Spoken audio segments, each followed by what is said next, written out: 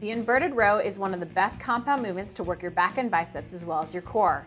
If you want to improve your posture, lessen your upper back, neck, or shoulder pain, while also strengthening your back so you can do more pull-ups, you need to include the inverted row in your workout routine. To do the inverted row, hold a suspension trainer strap in each hand. Walk your feet forward so that you are leaning back with your arms straight.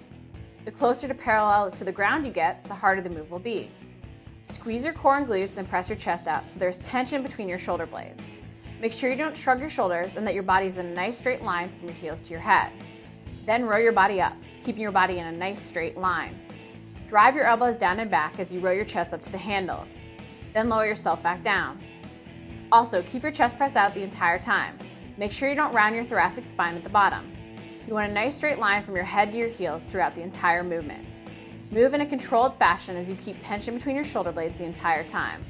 Make sure you row low and don't shrug your shoulders at any point. You do not want to aggravate your neck or cause pain in your upper traps. Do not bounce off the bottom or use momentum to get back up as you complete your reps. Make sure that it is completed in a slow and controlled fashion.